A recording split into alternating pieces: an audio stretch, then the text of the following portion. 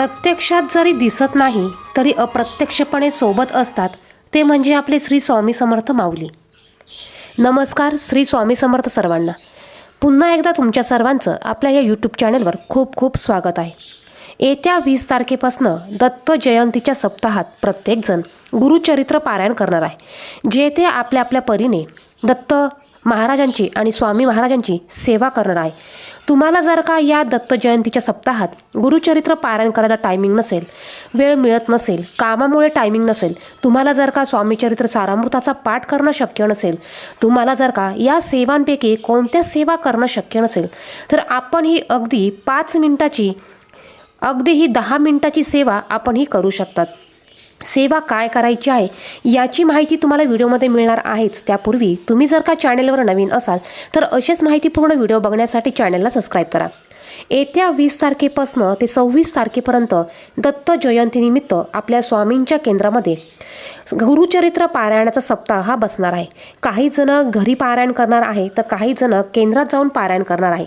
तुम्हाला जर काही पारायण करायला टायमिंग नसेल तर आपण कोणती सेवा करायची ते आपण पाहूया. सर्वात महत्त्वाचं म्हणजे दत्त जयंतीच्या सप्ताहात ज्यांना शक्य होईल त्यांनी आवर्जून हे गुरुचरित्र पारायण करावं.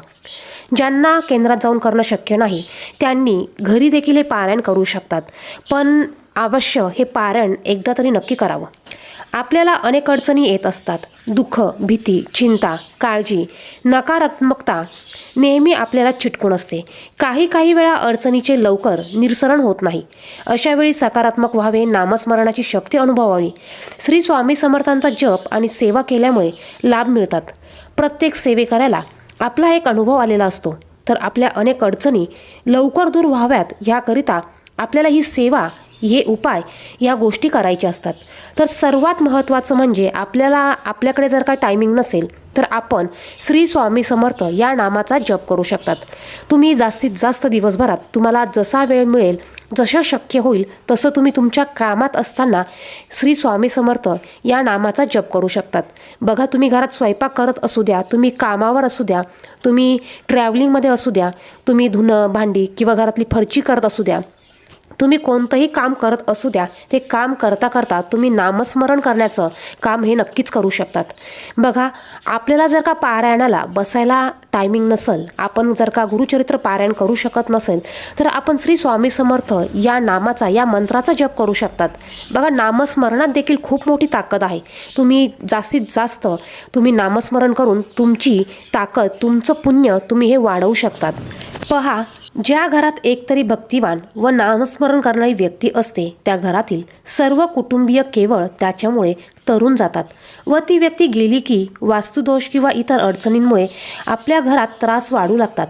सतत कुटुंबात संकटे येऊ लागतात. संकटांना कुटुंबाला सामोरे जावे लागते.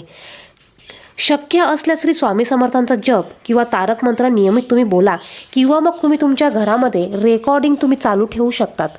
आता दुसरं म्हणजे तुम्ही तारक मंत्र बोलू शकतात. पहा, तारक मंत्र बोलायला अगदी 2 ते 3 मिनटं लागतात. तुम्ही तुमच्या देवघरासमोर बसून, तुम्ही स्वामींच्या फोटोसमोर बसून तारक मंत्र बोलू शकतात. किंवा तुम्हाला जर का तारक मंत्र म्हणायला देखील टायमिंग नसेल तर तुम्ही तुमच्या कामात असताना तारक मंत्र म्हणू शकतात. बघा, 2 ते 3 मिनटं लागतात हा तारक मंत्र म्हणायला, आणि बहुतेकांचा तारक मंत्र हा पाठ असतो. त्यामुळे तुम्ही कामात असताना देखील सहज तारक मंत्र म्हणू शकतात. तुम्हाला जेवढा वेळ मिळेल, जेवढं शक्य असेल तेवढ्या वेळा तुम्ही तारक मंत्र आवर्जून म्हणायचं आहे. बघा, तुम्हाला जर का ह्या सेवा आयुष्यभर करता आल्या तर खूप उत्तम. आणि जर का तुम्हाला ह्या सप्ताहात फक्त सेवा करायच्या असेल तर तुम्ही या दत्त जयंतीच्या सप्ताहात 20 तारखेपासून ते 26 डिसेंबरपर्यंत तुम्ही ह्या सेवा तुम्ही तुमच्या कामात देखील करू शकतात. अगदी कमी वेळात होणाऱ्या या सेवा तुम्हाला प्रचंड ताकद देऊन जातील.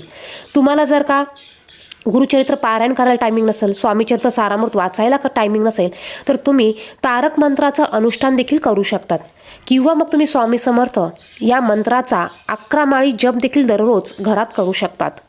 तारक मंत्राचं अनुष्ठान कसं करायचं तर बघा, एका ग्लासमध्ये किंवा तांब्यामध्ये तुम्ही पाणी भरून घ्या. तुम्ही स्वामींच्या फोटोसमोर बसा, देवघरासमोर बसा, धूप दीप प्रज्वलित करा आणि तुम्हाला 11 वेळा तारक मंत्र म्हणायचा आहे. तुम्ही ह्या सेवा संकल्पयुक्त करू शकतात आणि संकल्प न करता केल्या तरी चालणार आहे. बघा, स्वामी फक्त तुमच्याकडनं भक्ती बघत असतात. स्वामी फक्त हे भक्तीचे भुकेले आहेत. तुम्ही काही न मागता हे सेवा केल्या ना तरी स्वामी तुम्हाला सर्व काही देतात. तुमची जेव्हा वेळ येईल ना तेव्हा स्वामी तुम्हाला हे भरभरून देत असतात. तुम्ही फक्त मनापासनं विश्वासाने ह्या सेवा करायला चालू करा. तुम्ही टायमिंग देऊन बसून ह्या सेवा केल्या तरी चालेल किंवा तुम्ही ह्या सेवा कामात असताना देखील केल्या तरी चालणार आहे. आता हे तारक मंत्राचं पाणी तुम्हाला त्या ग्लासावर हात ठेवून 11 वेळा तारक मंत्र म्हणायचं आहे आणि हे अभिमंत्रित पाणी तुमच्या घरातील सर्वांना तुम्ही तीर्थ म्हणून प्यायला द्यायचं आहे. किंवा तुम्ही एखाद्या विशिष्ट गोष्टीसाठी हे तारक मंत्राचं पाणी बनवू शकतात. एखादा व्यक्ती आजारी असेल, तो आजारातनं लवकर बरा होत नसेल त्याच्यासाठी, एखादी व्यक्ती ऐकत नसेल, चिडचिड करत असेल त्याच्यासाठी, किंवा तुमच्या पतीची प्रगती व्हावी याच्यासाठी, मुलांची शाळेत प्रगती व्हावी त्या मुलांसाठी, म्हणजे तुम्ही कोणत्याही कारणासाठी हे तारक मंत्राचं तीर्थ म्हणून त्यांना तुम्ही प्यायला देऊ शकतात. आणि बघा आता 20 तारखेपासून ते 26 तारखेपर्यंत दत्त जयंतीचा सप्ताह असल्यामुळे ह्या काळामध्ये दत्तांच्या ह्या सात्विक लहरी जास्त प्रमाणात ह्या पसरलेल्या असतात.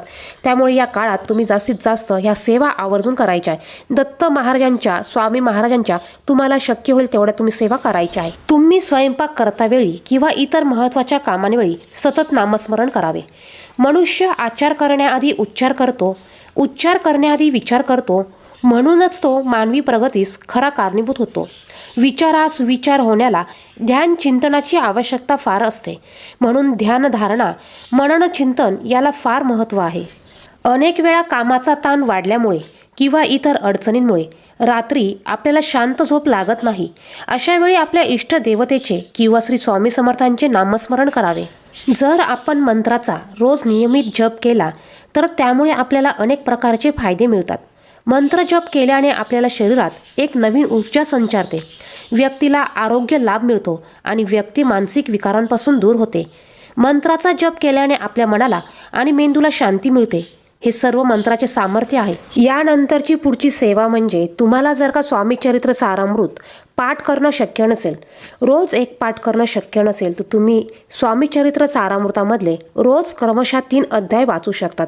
बघा अगदी 10 मिनिटं लागतात वाचायला, 7 ते 10 मिनिटं वाचायला लागतात. तुम्ही रोज, तुम्हाला जर का जास्त वेळ बसून सेवा करणं शक्य नसेल, पाठ करणं शक्य नसेल, तर तुम्ही स्वामी चरित्र सारामृतामधले रोज क्रमशः 3 अध्याय हे वाचू शकतात. आपल्याला बघा आपल्या जीवनात जर का सर्व काही चांगलं हवं असेल तर आपल्याला या गोष्टी करणं देखील महत्त्वाचं असतं. काहींना त्यांच्या जीवनात भरपूर अडचणी असतात, भरपूर संकट असतात, भरपूर कष्ट असतात.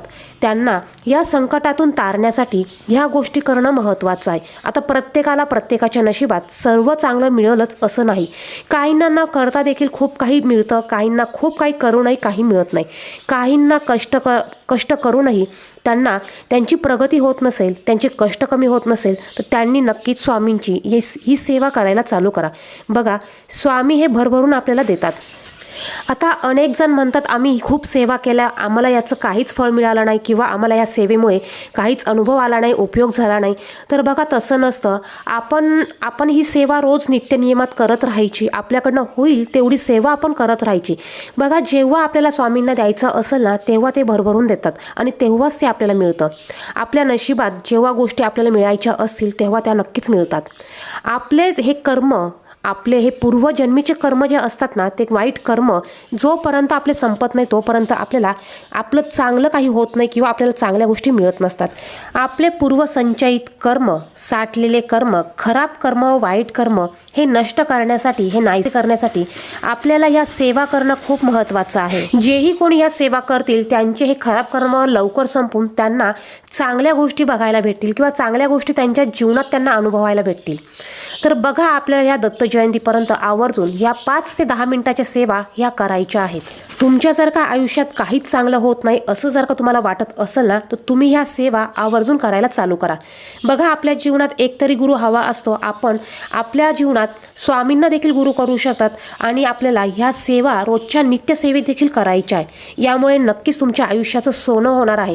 तुमच्या आयुष्यात तुम्हाला काही दिवसांनी नक्कीच फरक झालेला हा जाणवणार आहे.